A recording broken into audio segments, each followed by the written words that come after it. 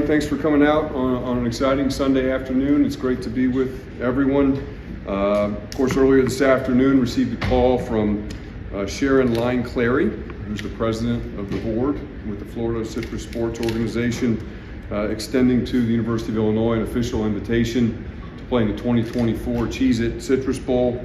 Of course, we enthusiastically accepted. Look forward to competing against the University of South Carolina Gamecocks in the game in Orlando on Tuesday, December 31st. I want to thank Steve Hogan, who's the CEO of Florida Citrus Sports, along with all of his colleagues associated with the bowl game. It really is a fantastic game and a wonderful opportunity for our team. It's the first time the University of Illinois has participated in the Citrus Bowl since 1990. It really is a meaningful achievement for our program. I think everybody saw the rankings today, up to number 20 in today's final CFP rankings. A team that won 9 regular season games for only the 8th time in the history of the Illinois football program, and achieved a long list of what I would call long-time firsts for our program. I'll have a chance to come back and talk a little more. Coach has got a bit of a timeline today, but I'll come back up and answer your questions. But for now, I just want to thank a few folks. First, I want to thank our fans who showed up just in incredible numbers this year, and I'll talk more later about some of those data points and talk a little bit about some of the things we have underway in terms of tickets, both to the bowl game and for our 2025 season.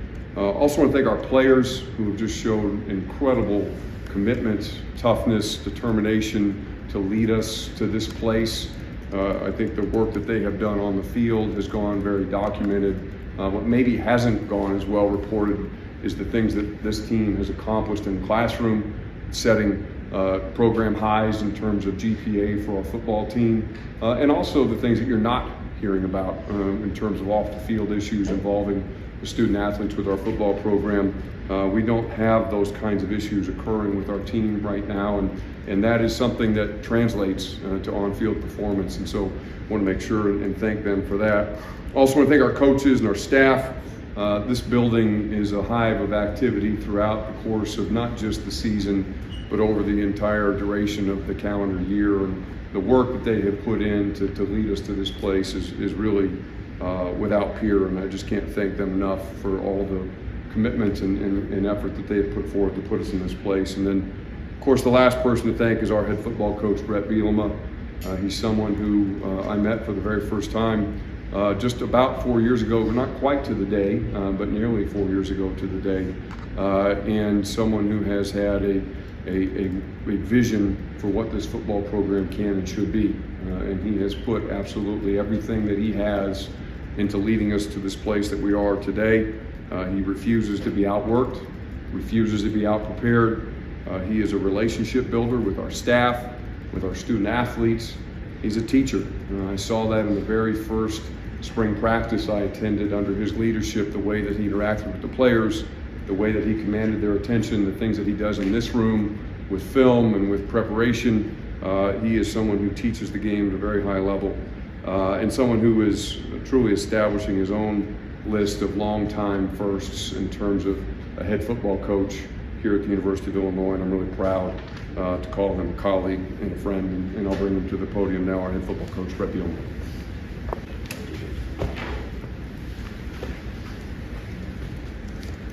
What's up, everybody?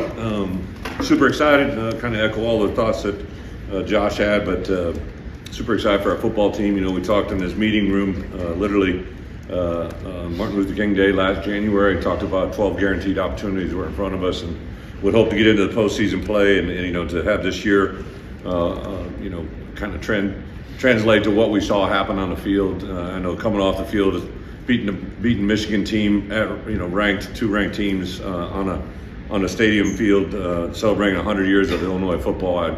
I just thought that day to be, you know, no one talked about becoming bowl eligible, no one really mentioned it. I didn't talk about it, and it was kind of more of the standard, right? And one of the things that's really kind of happened as the year has gone on, this team has continued to just fight for their rights, you know, continue to put their best foot forward. There are times where we're ahead, behind, everywhere in between, and just another guaranteed opportunity for that. And I'm really, really excited for that. Thanks to Josh and his whole department, everybody that makes these days possible. You know, Josh talked about lot of things there that happen beyond football that I don't take for granted. There are those things that happen every day. Mike Maziarz and our academics, just the way he organizes and puts our guys in a position. We've set 3 semesters straight of over a 4.0, and that does translate, I think, into what you see on the football field. Our kids are very intelligent players and do a lot of really good things. So super excited for them. About our opponent, I just literally called Coach Beamer before I came down here, reached out to him and congratulated on an incredible season for them. They've won 6 straight, right? They lost a heartbreaker against Alabama, and then have won 6 straight games against really good opponents to play. I've been in that league. I know what it's all about. Just congratulations to South Carolina, their fan base, their players. Obviously, a really strong tradition. I'm really excited. I don't know Coach Beamer well. I've known him through the profession just a little bit here, but just coaches that have worked with him, places he's been, and just stands for all the right things in college football, I believe, as well. So super excited about the matchup. For me, it's kind of a unique opportunity. My first ever bowl game as a head coach was against the University of Arkansas, and it's a very game that we won and gave us 12 wins at Wisconsin when I was there, and that set the program record for wins. So to have a chance to tie that here at Illinois with a 10 win would be absolutely awesome. Steve Hogan, who was director of the bowl game, it was his rookie year as well. That first year, he and I got indoctrinated in this thing together. So to see his career continue, and both of us are married now with kids, kind of a changed perspective than the first time we went out. Today has been a great day. I actually got to watch my daughters perform in a holiday program. I got to watch a kindergarten class rock it pretty good, and my second grade class and my other daughter, to see that on stage today has been a pretty awesome day for a variety of reasons. So for our players, I think this is awesome, right? To go to Florida, we actually have 17 players from the state of Florida, the highest in the Big Ten. I think 11 or 12 of those guys are starters, so they're not just players on our team. Our most prominent players, obviously, a lot of them are from the state of Florida. So I think to be able to go to Orlando and have that be a home game for those guys is a really, really cool thing as well. Haven't been able to really mention a lot about it because last week, kind of the way things unfolded, but I had 14 all-conference players and have 11 of those 14 coming back. I think this bowl game is going to have an opportunity for us to win 10 games, but I think because we'll celebrate a group of players that this will be their last guaranteed game with us. Some seniors, and to give them a moment, an opportunity to speak in front of their team, but also to set the stage for next year, right? To have a chance to play in, I know it's on New Year's Eve night, but to play in a bowl game of this prominence. Obviously, the college football playoffs, a lot of conversations being had, and I've had some fun with that over the last 2 weeks, but I knew that we weren't going to be in that mix. But I mean, just the excitement this time in college football, absolutely awesome to sit and watch. I got a chance yesterday. I kind of came in here during the day, had some meeting with players and coaches, walked through some things that we know are coming up this week, but really Friday night and Saturday to sit and watch college football be at the level that it's at is just absolutely just awesome. I love my job very much, but I would tell you that this is probably at a time in college football where it's as good as it's ever been. And it's just really, really, I think controversy and conversations are all great, right? I know someone's always got to be disappointed. Somebody's always got to have an opinion, but I think that plays into where our game is at really now at a pretty special place. So want to thank our fans especially too, right? Like I've said it before, to have a home field advantage here at Illinois is something that I kind of dreamed of, and to see it kind of manifest this year, especially in that Michigan game, was pretty awesome. I know ticket sales are on for next year already, so thank you for everything you've given us in the past. I'm very excited about the future. Hopefully a lot of you will come down to Orlando. I know it'll be, I know my daughters and my wife are excited about different things, but to get to some warm weather, be down there has been something that we'll be able to take in for a week, and I'm very excited about it. So with that, I'll open it up for some questions. I'm not trying to dine and dash, but we do have a Zoom call with the Orlando media here at 3:25 or whatever it is, so I got to go to that one too. But with that, open it up. How do you strike a balance between one, win the game, and one, make sure you guys have a great experience? I mean, would it one the same? That's a great question. I think it's one that the outside world probably kind of thinks a lot about, but our guys will snap in. So the game is actually going to be played on the 31st, so we'll consider that to be our Saturday, right? So I just kind of always done that with my bowl teams. Even that first bowl game when we played Arkansas was my first time as a head coach. I kind of pooled everything that I had learned through my time as a coordinator and assistant coach, and then I did a lot of studying with opponents, like, hey, how do you do it? Well, how do you roll? So I've kind of always used that approach. We'll actually fly down Christmas Day on the 25th, and that'll be a Sunday. So it'll be literally like kind of starting a fresh week down there. We'll build it up. There are things that our players will want to be involved in. That this bowl has a few events that our players got to go to. We'll structure our practices around that. But I'd like, for the most part, to practice somewhat mid-morning, right? So we get into the routine of what we've been doing. Still working to finalize our actual bowl practice site. We got a couple things we're working through there, but that's what it's all about. And it's really got to be player driven. As coaches, we can say all we want, but our players got to be driven. I literally shot a message to our leadership council earlier today that what we thought it was going to and where it was going to play out. So I had a meeting in here on Friday where we kind of talked about some things that were in front of us. I told them we thought we were going to be in the Citrus Bowl, didn't know our opponent. Everybody was saying it was going to be South Carolina, Bama, or Ole Miss, one of those three, kind of depending on how it played out, and obviously very excited. Bret, obviously Pat made his decision about the bowl game. Yeah. You have to ask this every time, but with everything happening in football, how do you feel about your roster going into it? And then specifically Gabe and Xavier, obviously great seasons, have processes ahead of them. This is was a little bit unusual. We had a signing day in the middle of the week last week, which brought about some conversations.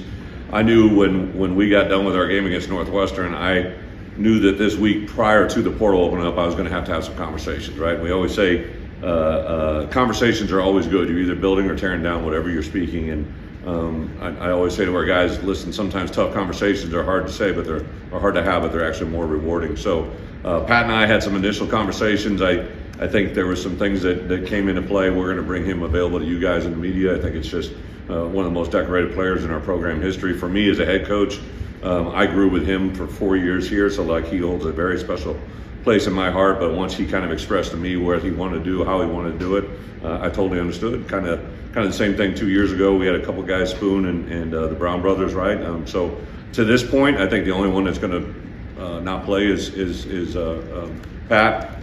Had some initial conversations with not only Xavier and Gabe, but also a lot of other players. I had about 25 player meetings last week. I'll meet with my entire roster over the next 2 weeks. So obviously you can always get surprises, but last week I met with several players that I felt they had been trending towards doing portal world, right? And so those weren't really shocking to me, and actually some things that I encouraged. Then I told them, hey, I'll help manifest getting you wherever you need to go. It's just part of college football now. So, but that's really the only news I can give you.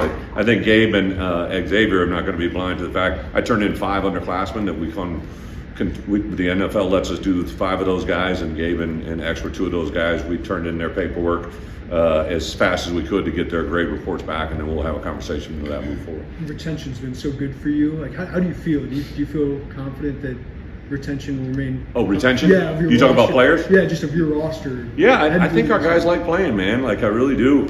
And to play a quality opponent like this in an environment, it's something I've been kind of breeding into them, right? I kept talking about 12 guaranteed opportunities, and what you do with those gives you the best opportunity on the back end. So I think all that's going to help us play out. Josh has, volunteered some things administratively to help with our guys to retain them. I think I was very upfront with, hey, here's my plan. Really, these next 2 weeks, we'll probably practice 3 days a week, so we'll get in about 6 practices before we go down there, and then we'll have a full week of practice down there. So it's almost 3 times the amount of practice you get for a normal game. So we'll keep it fun, we'll keep it light, keep it short, crisp, clean, get a chance for a couple of our guys to get healthy, and that's really about it. You talked about, after the Michigan game, not talking about being bowl eligible, to make that the standard. Has that been easier to do inside this building than maybe outside? I can't even. I only see the people in this building, so I don't really know. Even for me today to walk through St. Matt's and, hey coach, think for the outside world, there's probably a lot going on, but not in my world, right? So no, I can't say to that, right? I think it was more about, hey, let's get this next one. Let's get to 8. First it was let's get to 7 wins. Let's get to 8 wins. Let's get to 9. And I think it's more perception from the outside world. I will tell you this. So Mark, especially my chief of staff, and Pat Hamilton. They are very cognizant. Pat Pearson was great, always giving me information from the outside world looking into our program. I think it's a really big deal on the outside, which is awesome. I just don't see it as much. With those practices you have leading into Orlando, how do you structure that? Is that guys who have gone a lot, or do you use those as Devo opportunities? Yeah, we had 2 scheduled last week, but with Dana's passing, I backed it down to 1. That was all Devo and 2 deep. And there were some other guys that were players that played quite a bit. I pulled them out, but Yeah, for instance, like so Monday, Tuesday, we're going to do all early down preparation and working on the 2 phases of the kicking game, punt and KOC. So we'll concentrate on that today, tomorrow, and Tuesday. Then Wednesday we'll have a mid-morning practice that will be all early down and focus on that. I'll probably have a 2 to 4 periods a day that'll be strictly 2 Devo guys. Our guys like coaching them and seeing them, and it kind of gives you a built-in break, So we'll do that. I think Thursday will be a lot of the same, and then Saturday will be probably a combo platter, and then I think the next week, those 3 practices we have will be really probably more specific. We'll have a red area practice, a third down practice, and it allows you to really focus on specific things, and also allows me to teach the game. Right? There's a reason you play. The reason you rep early downs is usually 75 to 80% of the game is first and second down, 15% is third down, and the rest are the make up the game. So teach our players how important early downs are and why that is. Maybe a better question for later on in the month, Bret, but do you feel a different vibe in this building? For who? For you maybe, or everybody in this building. Do you feel a different vibe than you did 2 years ago when you were preparing to go to Tampa? I think, again, that group was excited. That was a very unusual, unique bowl experience just because of Mike's passing. There was a lot of different things around that whole week when we got down there. I never felt like the whole world was rooting against you as much as I did. And it was for all the right reasons, right? I mean, I talked to Mike Leach. So we have a press conference, I think next Sunday. I remember literally talking to Mike 2 days before our presser. So there's kind of that whole thing hanging around. The guys had never been to a old bowl game of that stature, right? So this one, I'm kind of glad we get to go to Orlando, right? So it's a new, fresh Camping World Stadium, even though it's renamed. I've been in that stadium quite a few times. I think I played in it 3 times. But I just got smacked in the face. Bret shared with me that we're 0-6 against SEC opponents here at Illinois. So it seems like we're always going up against something of the past. It's kind of beating us down, but. I think our guys are going to, talk about being 1-0 and playing in this opportunity. And again, I think to play an opponent to the level of South Carolina, I know they got a great quarterback. I know they got a running back to run really well. Defensively, I know they're a freak show athletically and production-wise. So we'll have our task, set out. But I'm super excited to get one more chance with these guys. You mentioned after your first season, but the year before, Coach Alvarez's final season, you're also Citrus Bowl. Do you have any memories of that as being the transition game from him to you? With a coach? Yes. Alvarez? Yes. Weren't you in the Citrus that year? Yeah. So it was kind of his final game leading into Oh, before it. I got you. You know what? I can't. I'm getting old. And I just remember I was super excited for that game. I think it was an Auburn game against Tuberville. Is that right? Yeah, the year before. Yeah. It was an Auburn game. Yeah, and actually, I think that was in Tampa, if I'm not mistaken. Okay. It might have been, but that bowl game. I just remember how excited I was to be a head coach. We'd won 11 games in a row, and that was a big deal. Had a lot of really good players. So back then, there wasn't really all the, that was in 2006. So one of the crazy things, someone showed me an article that, my 7 years at Wisconsin, probably would have been in, if we were a 12 team format, I probably would have been in the bowl game or in the playoffs 5 of those 7 years, which is awesome to think about, right? And I know we're just knocking on the door. We're number 20. I'm not even sure if we had got to 10, if where we'd be, right? There's some things to work out. I told this to a group I was on a Zoom call on Thursday with the NCAA, and I said, hey man, I came home the other day and my daughter's doing new math. I don't know what the hell that is, right? And I said that like this is just what we're talking about right now in the college football thing. Like we're trying to compare things how they've done in the past and comparing to how we're living life now, and it's just 2 different worlds, right? Even that bowl game back in 2006, there weren't opt-outs. I'd never had a player opt out until I was at Arkansas, right? So it was just a different world in college football back then. Coach, the Citrus Bowl is one of the major bowls outside of the college football playoffs, obviously. So it's the destination for this team, but for the program. Do you see it as a stepping stone toward that ultimate goal of getting to the playoffs? Oh, absolutely. Postseason play, I think, is critical, right?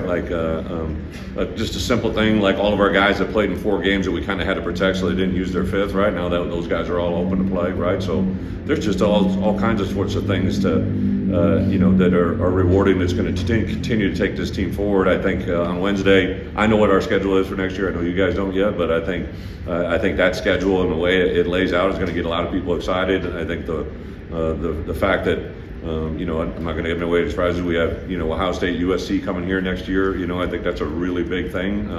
To potentially, have as many guys return. Obviously, you never know in the future. But Luke I was excited when I met with him the other day. We kind of talked about what the plan was long range for him, and he literally hits me up every day about anybody that we want to recruit getting in the portal, because when there was transition at Purdue, right, those kids could get in the portal immediately. Like most of the portal kids can't get in until Monday, right? But anybody that's had transition on their coaching staff, those guys could get in the portal immediately, and that's already started to happen over the weekend with some of these teams in transition. So, by the way, say congratulations to Coach Odom. I can't believe Purdue just likes to hire a bunch of buddies of mine, I guess, because Coach Odom and I are very, very close, competed against each other back in Missouri. I literally talked to him in the beginning of last week, saw a presser he had and sent it to him with his daughter sitting on his lap, and just an incredibly good dude and obviously a very talented coach.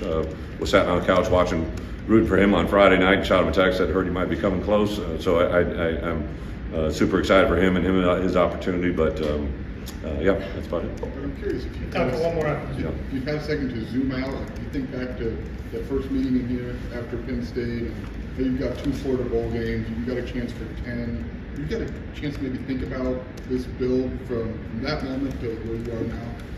I probably will.